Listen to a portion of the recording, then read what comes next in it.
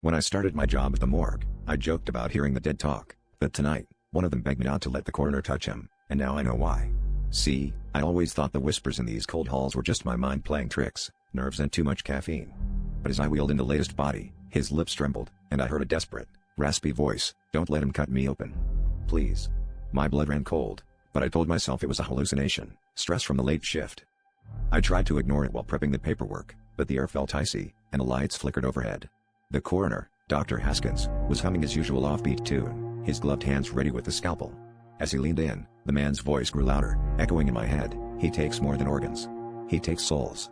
My hands shook so badly I dropped the man's ID tag, and when I glanced up, Dr. Haskins' face was inches from mine, his eyes dark and unreadable. "Are you feeling alright?" he asked, his voice too smooth, almost slippery, like oil on water. I stammered something about needing air, but the door wouldn't budge. Dr. Haskins turned back to the body, and I swear I saw a shadow flicker behind him, stretching out like a second, much darker figure. The air grew heavier, and I realized the other bodies on the slab seemed to be watching, their eyes just barely open, fixed on the corner. I finally understood, Dr. Haskins wasn't just harvesting organs.